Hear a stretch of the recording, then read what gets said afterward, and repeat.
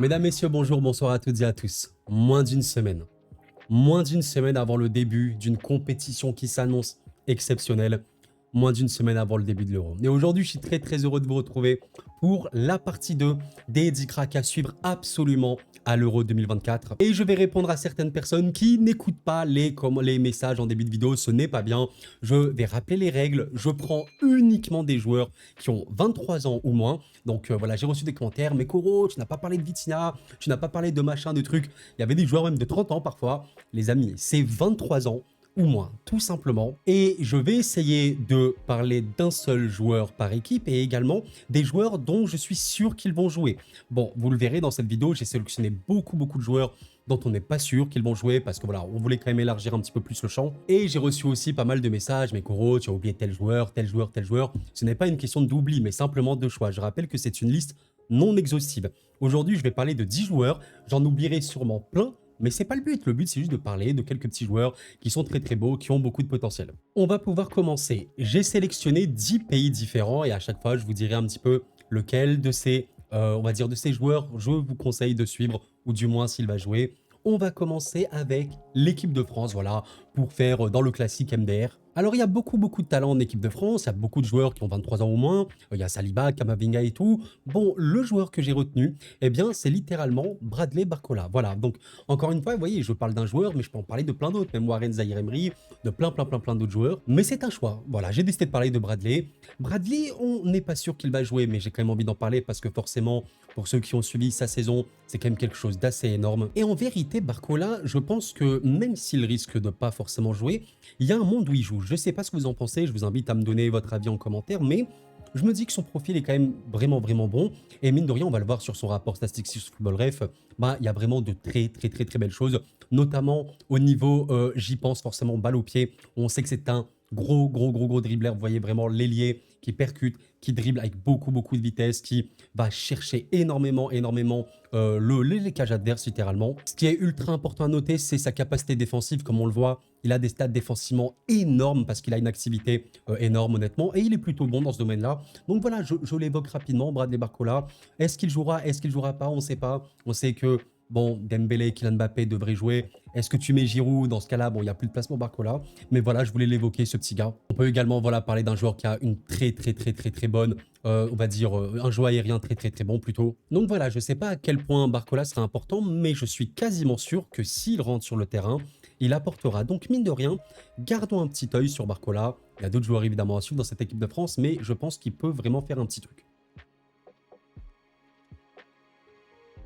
Vous aimez l'Italie? J'espère que vous aimez l'Italie. On va parler d'un joueur italien, mesdames, messieurs. Alors voilà, j'ai vu un petit peu cet effectif italien, et honnêtement, de bons joueurs. Bon, je pense pas qu'on est sur la meilleure Italie de l'histoire, hein, clairement pas. Et honnêtement, quand j'ai fait cette vidéo, je voulais vraiment parler d'un joueur que j'aime beaucoup, que j'ai vu pas mal cette saison. Je parle de Giorgio Scalvini, malheureusement, et je suis très triste pour lui. Semblerait-il qu'il s'est blessé d'une rupture assez importante et qu'il ne jouera pas cet Euro. Vraiment, j'ai mal au cœur pour lui, ça doit être affreux, surtout dans le dernier match d'un championnat. Et du coup, qui ai-je décidé de sélectionner dans cette sélection italienne? Eh bien, on va parler de monsieur Riccardo Calafiori. Alors peut-être que c'est parmi les joueurs là que je cite, bah, un des joueurs, je sais pas, les moins connus peut-être. Et pourtant, il est assez jeune, 22 ans que vous voyez. Mais quelle saison de porc qu'il a sorti avec Bologne. Rappelons que Bologne a fait une saison exceptionnelle en Serie A, aussi évidemment grâce au taf de Thiago Motta qui a été énorme.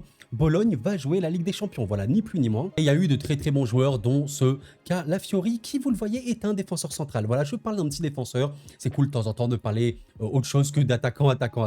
Mais il pourrait réellement se révéler grandement dans cet Euro. Et mine de rien, il a un petit peu staté, il a 5 passes D, c'est assez drôle de noter ça. Et regardez un petit peu, voilà, sa cote a complètement explosé cette saison, où il a 30 millions sur Transfermarkt, c'est énormissime. Bon, et les amis, attention les yeux, parce que son rapport statistique est honnêtement énormissime. Vous savez que j'utilise beaucoup Football Ref, parce qu'on peut voir beaucoup de stats gratuitement. Je vous invite à le faire. Et honnêtement, il y aura sûrement énormément de très gros clubs qui iront vers lui à un moment ou un autre parce qu'il est énorme. Il est énorme. Bon, je vais pas vous faire un dessin. Il est complet, très fort à un si jeune âge sur trop d'aspects. Voilà, rien que même les tirs, bah, c'est un défenseur Et pourtant, comparé aux défenseurs centraux, il est plutôt dans le vert, ce qui est très très bon. La qualité de passe qu'il a, elle est exceptionnelle, hein. C'est vraiment je pense, un des meilleurs défenseurs centraux sur ce registre. Alors, il y a meilleur quand même, parce que voilà, il fait pas non plus peut-être progresser le jeu autant que d'autres, mais mine de rien, quand on voit notamment les passes dans la surface de réparation, 89 centiles, c'est énorme. Les passes clés, 97 centiles, c'est énorme, énorme, énorme, honnêtement. On peut noter la contribution à la préparation des tirs et des buts, c'est énormissime. Ses actions mènent très très souvent à un tir et un but, alors que voilà, c'est un défenseur. C'est énormissime, hein. Je rappelle évidemment, il est comparé avec les autres défenseurs centraux. Donc c'est littéralement peut-être le meilleur défenseur central sur ce registre-là. Regardez un petit peu sa capacité défensive. Et oui, c'est quand même son métier. Elle est énorme. Elle est énorme littéralement, notamment en interception et en passe bloquée où il est absolument choquant, il faut le dire. Et en plus de ça, eh ben, le gars, il a une qualité balle au pied qui est dingue, voilà. Il touche beaucoup de ballons par match, il dribble énormément, il réussit énormément de dribbles, il touche beaucoup de ballons, même en zone offensive. Il sait courir avec le ballon, il porte le ballon, voilà, honnêtement, c'est énorme. Et même dans le dernier tiers du terrain, le joueur est absolument complet, énorme dans plein d'aspects. Et en plus de ça, parce que le joueur est un peu malade mental, regardez un petit peu ses duels aériens gagnés, bah, c'est littéralement un des meilleurs d'Europe. Qu'est-ce que vous voulez qu'on dise? C'est un joueur encore très sous-coté parce qu'il joue à Bologne, mais je pense pas me mouiller en disant que ce sera une des références absolues à l'avenir. On verra l'Euro qui fera, mais la capacité de l'Italie à aller loin, ce sera Donnarumma et à quel point ça va bien défendre parce qu'il y a quand même un petit peu une petite faiblesse globale, mais on verra bien parce qu'il y a vraiment beaucoup de talent. Parlons un petit peu de l'Allemagne. Bon, je sais, j'ai déjà parlé de l'Allemagne dans le premier épisode, je vous invite encore une fois à aller voir cette vidéo. J'ai parlé, attention spoil, je vais le dire de manière très cash. J'avais un petit peu triché dans ma première vidéo et j'avais parlé des deux ultra giga méga overcrack de l'Allemagne, Musiala et Florian Wirtz. Et aujourd'hui, j'ai décidé de parler d'un joueur qui, je sais pas à quel point il aura un rôle, mais j'ai envie de l'évoquer parce qu'il a un vrai truc. Monsieur Pavlovic. Ah, alors Pavlovic, c'est quand même une histoire particulière, on va pas s'étendre trop longtemps parce qu'il n'y a pas beaucoup de données sur ce joueur, il faut pas se mentir, il faut voir les matchs. Malheureusement, je peux pas vous montrer d'images de matchs, c'est pas possible niveau droit d'auteur. Je n'ai pas vu évidemment tous les matchs du Bayern, mais Pavlovic a un truc. Il est très jeune. Il vient de faire 20 ans, les amis. C'est un 2004.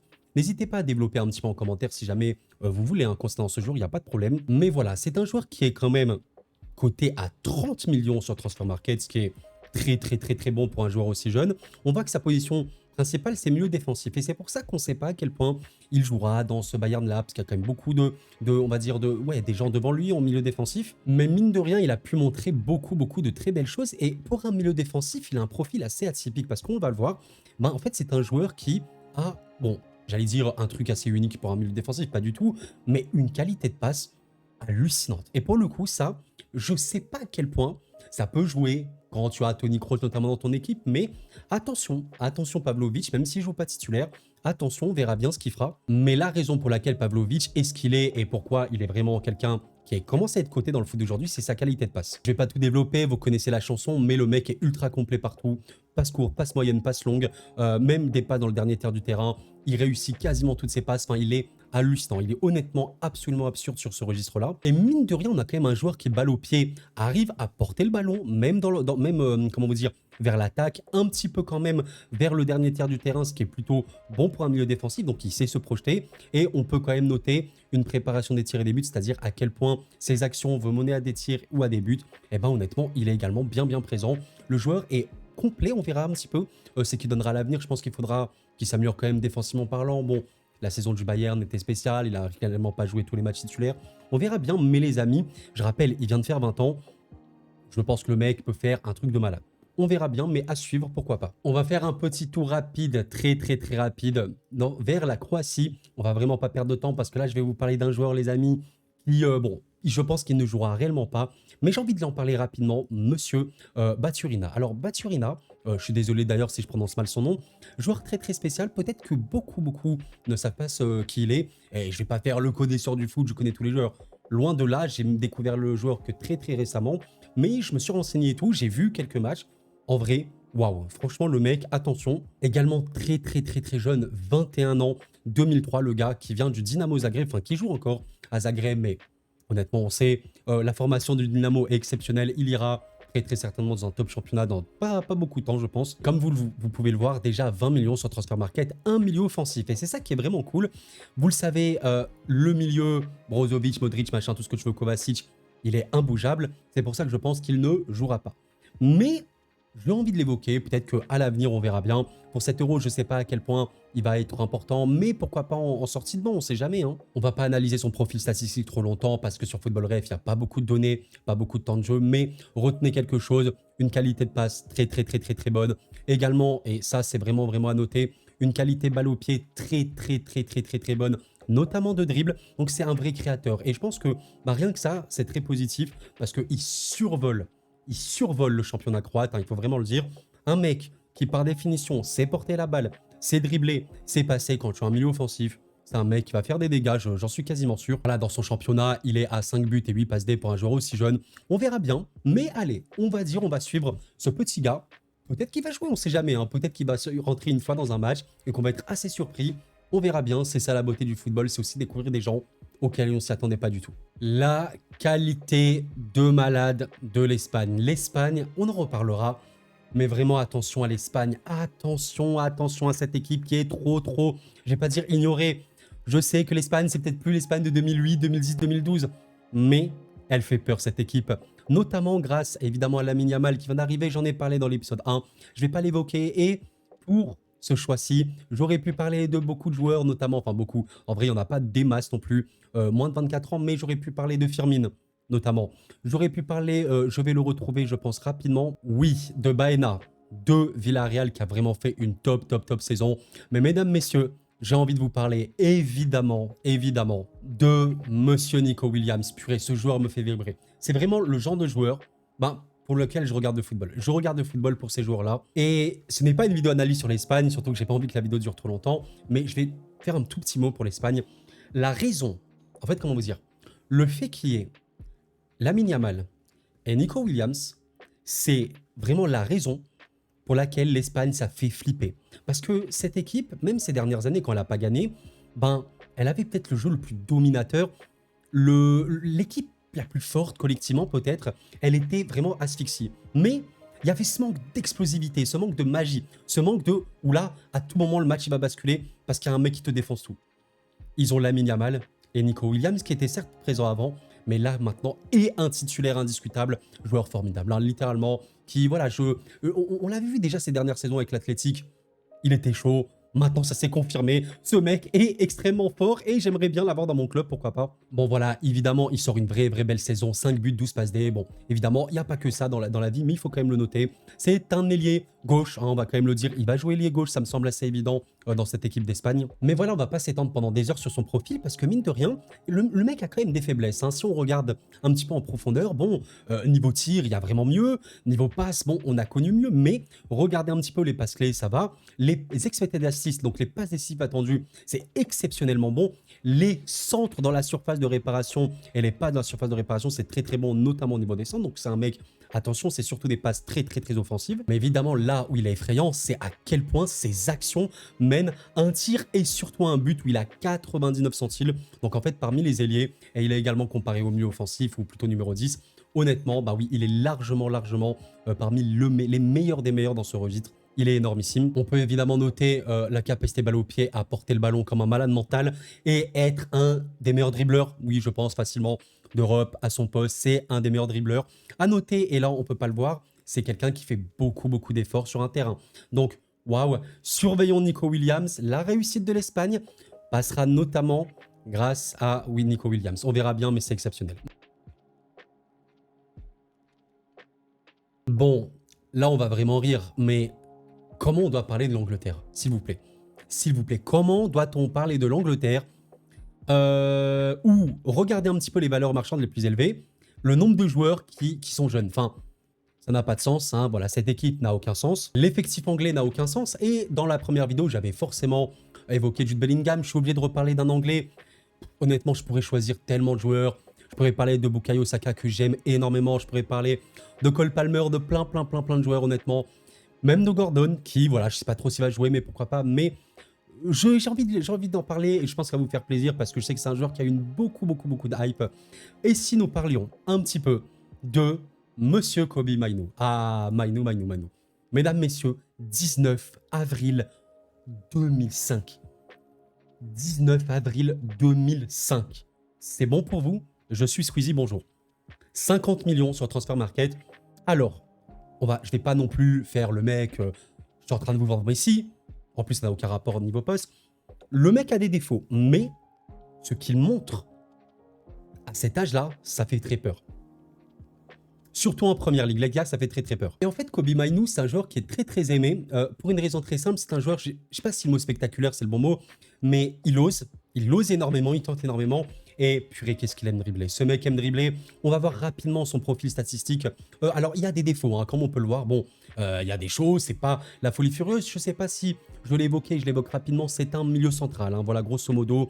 Avec Manchester, il joue un petit peu dans ce rôle-là de milieu central. Bon, il est assez polyvalent, mais c'est quand même, on peut dire, oui, ce sort de milieu central. Il s'est maintenant, je pense qu'on peut le dire, imposé avec Manchester. Et bon, le joueur a des qualités, notamment sa qualité de frappe. En fait, c'est ça qui est assez dingue, c'est que, bon, ses tirs, c'est pas des buts évidents, parce que le mec a quand même marqué quelques petits buts. Voilà, seulement 3 petits buts, c'est pas non plus le plus important à noter, parce que le plus important, c'est à quel point il est bon sur le terrain. Mais regardez un petit peu, son pourcentage de tirs cadrés, de buts par tir, il est forcément énorme, hein. Donc le mec est très très bon là-dessus, mais c'est clairement pas, on va dire, pourquoi il est connu. Ben, il est connu, et on va le voir rapidement avec cette statistique-là. Regardez un petit peu, AMB, ça veut dire quoi? AMB, entre parenthèses, dribble et tir. Ça veut dire, regardez un petit peu, les dribbles réussis qui mènent à un but et les dribbles réussis, voilà, tirs qui mènent à un tir conduisant à un but.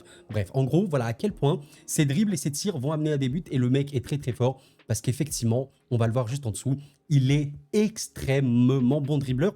Et je vais pas dire que c'est un petit peu atypique, mais un milieu central qui dribble autant, qui se projette autant, qui ose autant, ben c'est vraiment cool. C'est honnêtement très très très bien. Et bon, voilà, le mec a quand même des problèmes, hein. Je vais pas vous faire le mec à tout non plus. Non, quand même pas, il faut pas fumer. On peut voir que notamment sa qualité de passe, bon, voilà, il y a beaucoup de rouge, même de très très rouge.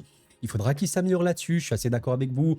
Concernant les types de passes, on voit aussi que, bon, voilà, il y a quand même des problèmes par-ci par-là, il faut le dire. Mais voilà, c'est un jeune joueur et il touche pas non plus beaucoup de ballons comme il joue, comme on peut le voir. 51 ballons touchés, bon, pour un milieu central, 26 centiles, c'est pas beaucoup, honnêtement, il pourrait s'améliorer, mais c'est un joueur très très jeune. Et je pense que, je sais pas s'il jouera, quand même, parce qu'il y a trop de talent dans cette équipe anglaise. Par contre, vous me posez la question, oui, Koro, est-ce que Mainoo est un avenir du foot? Mais oui, parce que regardez, je vous invite à regarder des vidéos du mec, c'est chaud. C'est chaud, un volume énorme, qui sait dribbler énormément, qui sait contribuer au but de son équipe. On verra bien à quel point Messi progresse un petit peu sur notamment à la passe, et un petit peu plus de présence dans le jeu. Alors oui, le mec deviendra un des top mondes, c'est sûr et certain. Franchement, on va parler d'une de mes équipes préférées, le Portugal. Sincèrement, je pense que c'est l'équipe européenne. Bon, évidemment, après l'équipe de France, parce que je supporte la France. Ben, c'est mon équipe préférée, et même peut-être devant la Belgique. J'aime trop le Portugal. Il y a trop de joueurs que j'aime bien. Et encore une fois, là, je pourrais parler de tellement de joueurs. Enfin, même voilà, Vitinha, bon, il a 24 ans quand même, je crois. Vous voulez que je parle de qui? Honnêtement, je pourrais parler de Nuno Mendes, parce que mine de rien, on verra à quel point il sera important dans cet Euro. Il peut totalement exploser, ça sera très intéressant. Je pourrais parler en vrai, un joueur absolument incroyable qui fait une saison de port, Conceição à Porto. Mais je vais parler d'un autre, malheureusement pas un joueur de Porto. Et oui, je sais, amis de Porto, vous aimez pas trop le Benfica, mais il faut quand même qu'on en parle. Vous savez de qui je parle forcément. Même s'il ne va peut-être pas jouer, comment ne pas évoquer facilement un des meilleurs joueurs du foot, on va dire un des meilleurs futurs talents du foot d'aujourd'hui. Franchement, João Neves est largement, mais j'insiste là-dessus, un des potentiels les plus choquants du monde du football. Ce mec-là, s'il ne devient pas un top monde, ben je ne comprends pas. Qu'est-ce qui s'est passé? C'est un milieu défensif, les gars, 27 septembre 2004, il est tellement jeune. Mine de rien, il a un petit peu marqué, c'est ça qui est drôle. C'est un milieu défensif et... saison de gros porc, enfin, je suis choqué par ce joueur. En fait, si vous voulez, parce que j'avais également regardé pas mal de matchs pour une analyse que j'ai fait il y a quelques mois sur la chaîne, vous pouvez retrouver l'analyse de Neves sur la chaîne. Quand je regardais ces matchs, je me disais, mais on a affaire à un mec de 18-19 ans ou un mec qui a 30 ans. C'est ça que je comprends pas. Ça me paraît fou. Et le mec est formidable. Le joueur est en plus de ça beaucoup trop complet. Parce que en plus, voilà, d'être, la passe du mec... Peut-être qu'il est à l'aise, hein, peut-être qu'il sait faire des passes, le petit gars. Hein, voilà, je vais pas tout développer. Mais peut-être, voilà, on le voit très bien. Ah, mais étrange, il sait défendre. Apparemment, c'est quelqu'un qui est plutôt cool à la défense, c'est bien. Ah, mais on me dit à l'oreille que, ben, en fait, il est bon, balle au pied. Il sait porter le ballon, il sait dribbler. Mais comment se fait-il? Bah, oui, ce joueur est... Ce joueur est débile, hein, voilà, littéralement, je ne comprends pas. Et en plus de ça, hein, parce que on est très dans l'humour, dans les airs, il est absolument impérial. Neves, João Neves. J'ai fait une analyse sur la chaîne, les amis, mais je ne sais pas à quel point il va jouer. S'il joue, il peut complètement exploser, montrer son talent au monde. Alors attention, il joue dans un système spécifique à Benfica, on verra bien. Mais je suis très content de parler de ce genre de joueur parce que c'est l'avenir. Ce mec-là, tu comptes pas les blessures, pardon pour le micro, tu comptes pas les blessures.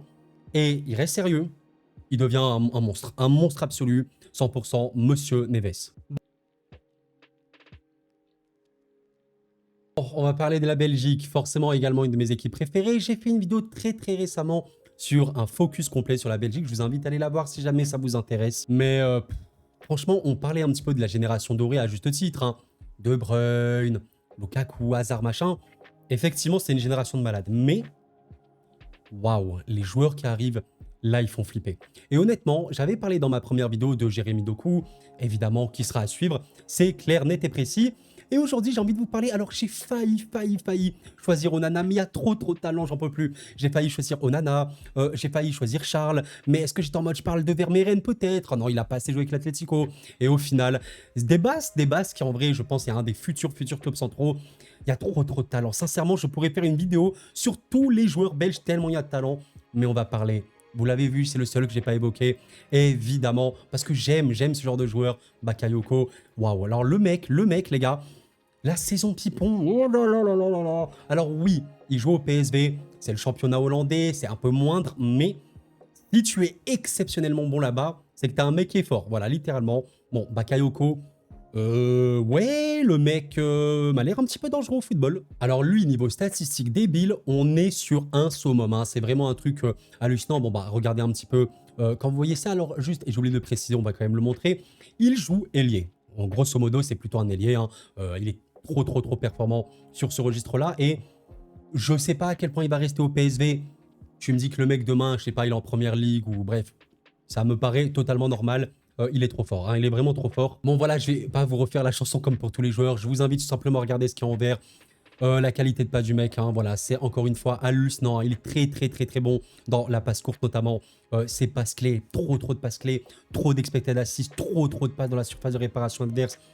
C'est trop fort, c'est trop fort. Évidemment, il contribue beaucoup au but. Les tirs et les buts, il est très haut. Mais pourquoi il est connu, Bakayoko? Alors, je rappelle que Football Ref, c'est un site où on peut voir des données clés. On ne peut pas voir des trucs comme l'intensité qu'il met sur un terrain, comme la vitesse qu'il a, etc. Mais je peux vous le dire, oui, il percute énormément. Oui, il court énormément. Et oui, il dribble énormément et il va énormément vers la surface. Tout se voit ici littéralement. Remarquez quelque chose, il touche énormément de ballons pour un ailier, c'est énorme ici. 90 centiles, c'est énorme. Touche dans la surface de réparation adverse, zone offensive, énorme. Bon, voilà, je vais pas tout développer. Il porte énormément le ballon, il dribble comme un malade, il a un pourcentage de dribble réussi énorme. Les gars, la Belgique n'est pas trop attendue. Mais comment on peut être serein quand tu as devant toi Lukaku, De Bruyne et t'as deux méga flèches Doku et Bakayoko. Mais comment tu peux être serein? Parce que vraiment. Alors oui, je sais que derrière, voilà, j'ai fait une vidéo complète. Hein, je vous invite à aller la voir, c'est peut-être pas machin et tout. Bon, mine de rien, ça n'a pas pris beaucoup de buts quand même. Je crois que 4 pendant les phases de qualif, c'est très bon. Mais l'attaque de Port. Et sur le banc, t'as des mecs comme Charles, comme machin, comme truc, les gars. Mais par pitié. Donc oui, non, c'est ridicule. Et Bakayoko, à suivre absolument. Mais la Belgique est à suivre. Tous les Belges sont à suivre. Les gars, je triche un petit peu, mais je suis trop hype par la Belgique. Toute la Belgique est à suivre. Voilà, regardez un petit peu. Doku est à suivre. Openda, bon, il jouera peut-être pas, mais il est à suivre. De Bruyne est à suivre. Onana, il est à suivre. Tout le monde est à suivre. Non, mais le gars, ils ont même Trossard et tout sur le banc. Et vas-y, c'est quoi cette équipe? L'équipe de malade. Bon, on verra bien. Je suis très hype par cette équipe. Mais voilà, je voulais parler de Mister Bakayoko, qui, je pense, sera énorme. Forcément, on a parlé de la Belgique. Il faut parler des Pays-Bas, le pays voisin juste à côté. Bon, il y a, encore une fois, beaucoup de talent. J'ai déjà parlé de Xavi Simons dans ma première vidéo, je vous invite à aller la voir si jamais. Et en vrai, j'aurais pu parler encore une fois de pas mal de petits joueurs par-ci par-là. J'ai décidé d'évoquer forcément un joueur qui a complètement explosé, je ne sais pas si c'est le bon terme, mais oui, qui s'est énormément montré cette saison. Je parle évidemment de Monsieur Jérémy Frimpong, je sais pas trop comment on peut dire, je vais l'appeler Frimpong pour cette vidéo les amis. Quand j'entends les commentateurs, il y en a qui l'appellent Frimpong, d'autres Frimpong. Allez, vas-y. Je vais l'appeler Jérémy. Au pire, c'est beaucoup plus simple. Joueur avec un poste tellement atypique qui a joué chez les Invincibles Leverkusen. C'est dingue qu'on peut se dire ça.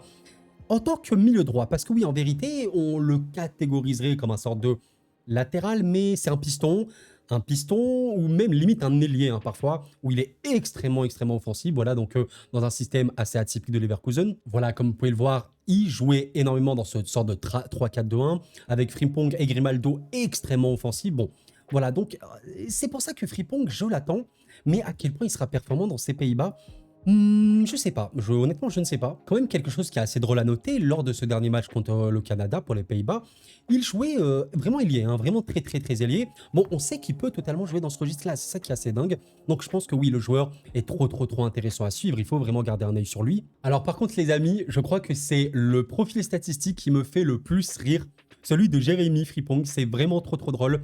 Bon, déjà il est comparé avec les autres latéraux, encore une fois, je sais pas à quel point c'est pertinent parce que voilà, il est ultra hybride, vraiment piston même ailier, mais bon, on va dire, on va le comparer aux latéraux, mais regardez, c'est trop drôle parce que les stats offensives, le mec est au max du max, mais regardez la qualité de passe. Bah, en fait, il fait pas de passe, le mec, hein. Les seules passes qu'il fait, elles sont souvent très longues et c'est souvent des passes D, donc c'est trop drôle, mais regardez un petit peu la défense, en fait. Le mec ne défend pas.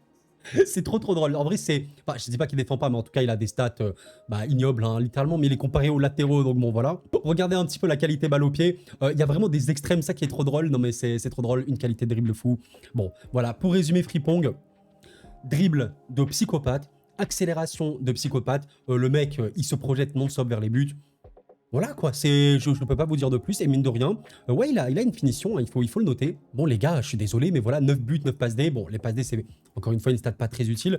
Bah c'est là, par contre, attention quand même, le joueur peut se prendre des cartons par-ci par-là, on verra bien, mais je pense que quand même, c'est un joueur à suivre, rien que pour l'excitation qu'il y a autour de lui et de sa sélection. Et enfin, on va terminer avec un vrai beau pays, une très belle équipe du Danemark. Bon, il n'y a pas vraiment de suspense, parce qu'il n'y a pas non plus des millions de joueurs en dessous de 24 ans. Et vous savez très bien de qui on va parler. Parlons de Rasmus Højlund. Je suis désolé si je défonce encore une fois son nom, mais en plus, c'est vraiment un des joueurs. Bon, je vais pas dire que non plus c'est mon joueur préféré, mais honnêtement, parmi la nouvelle gêne, et surtout ce profil très atypique de l'avant-centre, honnêtement, je l'aime énormément. Il est super intéressant, ce joueur. Et j'insiste sur le mot intéressant parce que je vais pas non plus vous mentir. On a vu vraiment des joueurs assez fous, là, dans la dernière vidéo et dans celle-ci, il y a vraiment des joueurs de malades mentales. Maintenant, Højlund, comment vous dire, je le dénigre pas du tout, encore une fois, j'aime beaucoup le joueur. Il a une vraie grosse cote, il joue à Manchester, mais il est, je vais pas dire limité, mais il fait pas non plus des milliards de trucs, c'est un avant-centre qui doit planter des buts. Ok, il a un bon jeu de déviation, ok, il peut être utile en pivot, voilà et tout. Maintenant, bon, c'est vrai que si on va check le rapport statistique, je vais aller le retrouver tout de suite, on voit quand même qu'il y a des limites évidentes, hein, on va regarder ça. Bon, rien que quand tu vois les stats globales, c'est pas, voilà, qu'on voit ça, mais on est en mode, bah attends, mais Koro, pourquoi tu me parles de ce mec? Bon, il a surtout une capacité de tir de fou, voilà. C'est un mec qui ne tire pas non plus des masses, mais souvent il cadre et souvent ça peut finir en but. Mais voilà, grosso modo, je pense pas qu'il est très aidé non plus par son équipe. Voilà, on sait que quand il était en Italie, il était quand même vraiment très fort. Le gros problème, c'est que Manchester, c'est une équipe qui est vraiment mi-figue raisin, c'est pas assez bon. C'est pas assez bon pour l'instant, on verra bien ce que sera à l'avenir cet immense club. Mais voilà, par cette qualité de tir, en l'état, bon bah, je veux dire, ça c'est un rapport objectif. Donc c'est vraiment objectif, ça se base sur ces matchs. Bah voilà, la qualité de passe, elle n'est pas bonne, hein, malheureusement, enfin pas bonne.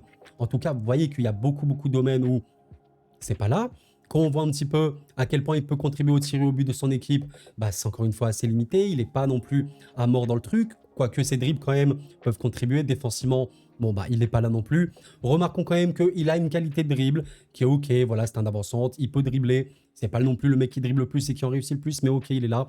Bon voilà, les statistiques diverses par-ci par-là. C'est pas non plus la folie furieuse, je vous l'accorde. Mais quand même, je vais pas vous laisser sur ça parce que quand on voit ça, on dit le joueur est nul. Vraiment pas. Je vous remontre la saison qu'il avait fait en Italie. Bah, déjà, vous voyez que c'est déjà beaucoup mieux. Et vous voyez que même s'il avait mis moins de buts en Italie, bon bah c'est vrai, regardez, en Italie, il avait mis seulement 10 buts. Il a été acheté par Manchester. Cette saison, il a mis 16 buts. C'est là où on voit que c'est pas simplement les buts qu'on regarde. Hein. C'est pas, il faut voir le profil complet du joueur. Et ben, regardez un petit peu. Monsieur Højlund en Italie, c'était un joueur en tout cas beaucoup plus fort et c'est pour ça qu'il a été acheté. Regardez un petit peu, là, les stats sont beaucoup plus verts, notamment les expected goals qui sont énormes, hein, forcément. Il aime ce but-là. Bon, on voit que la passe était quand même limitée, mais il faisait plus de passes, il en réussissait plus, il était un peu plus contributeur du jeu, on va pas quand même se mentir. C'est un poste assez spécial, hein, ce rôle d'avancante, forcément. Bon, par contre, oui, on peut voir que défensivement, c'est pas forcément le mec qui est le meilleur, hein, ça c'est totalement normal. Par contre, balle au pied, ah, là, on voit quand même des choses plus intéressantes, hein, notamment les chevauchés dans la dernière zone du terrain. Bah, c'est très bon. Là, les dribbles, il en tentait beaucoup plus, il en réussissait également beaucoup. Les touches dans la surface de réparation adverse, c'était vraiment beaucoup. Il touchait également plus de ballons. Enfin voilà, donc c'était globalement meilleur. Et je voulais quand même rendre hommage à ce joueur qui, je pense, peut être très bon. Maintenant, il faudra voir à quel point Manchester va bien. Parce que quand Manchester ira bien, ça pourrait, je pense, aller beaucoup mieux pour lui. Et à quel point il peut être bon au Danemark. Et quand même, il y a vraiment une belle équipe enfin, cette équipe danoise est très bonne. Et voilà les amis, la fin de cette vidéo. Je suis claqué, j'ai parlé de trop de joueurs. Je parle en plus super vite en ce moment.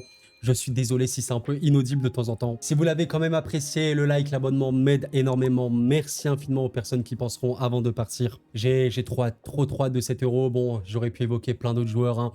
J'ai évoqué, je pense, les joueurs à peu près qu'on peut s'attendre, qu'on peut évoquer, on va dire dans les débats, dans les premiers débats. Si vous avez d'autres propositions, vous le dites en commentaire sans aucun problème. J'espère vraiment que vous êtes hype pour l'Euro. Ça va être exceptionnel. Pourquoi pas, faites votre pronostic. Nous ferons évidemment une vidéo pronostic, ne vous inquiétez pas. Et d'ici là, je vous souhaite une excellente soirée, une excellente journée. C'était Koro, prenez soin de vous. Et la paix sur vous.